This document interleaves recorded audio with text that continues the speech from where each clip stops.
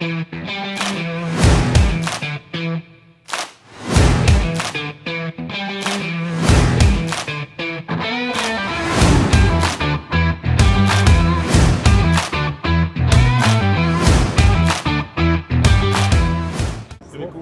un match crucial. هذا il va déterminer la qualification. J'espère que المغاربة غيديروا عمروا الكونترا مزيان وإنشاءالله on va jusqu'au bout.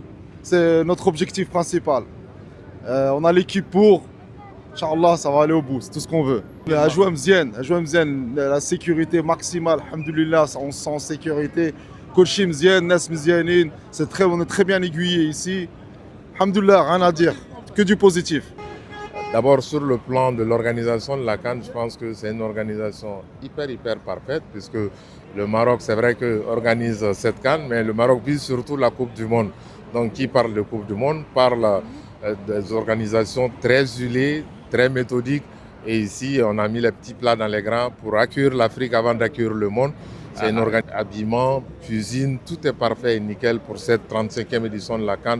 Mais il fallait ça aussi, puisque depuis 1988, lorsque l'actuel roi Mohamed VI était encore prince héritier, le Maroc avait organisé la CAN et cette fois-ci, en roi, il a fait les choses en grand. Bravo au Maroc. Bon, le match d'aujourd'hui, c'est difficile de parier sur les matchs aujourd'hui en Afrique, c'est du 50-50.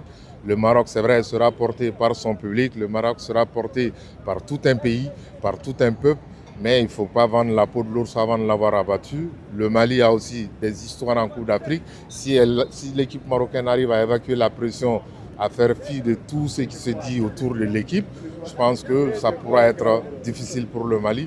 De l'autre côté, comme l'a assuré hier Walid Regragui en conférence de presse, il craint beaucoup le Mali, puisque le Mali a des individualités, le Mali a des joueurs qui sont présents dans les grands championnats. Même s'ils jouent peu, la CAN est un tremplin pour eux de montrer à leur club qu'ils se trompent sur leur sujet et qu'ils peuvent beaucoup faire mieux que ça. De toutes les façons, que le Mali gagne, que le Maroc gagne, c'est l'Afrique qui gagnera.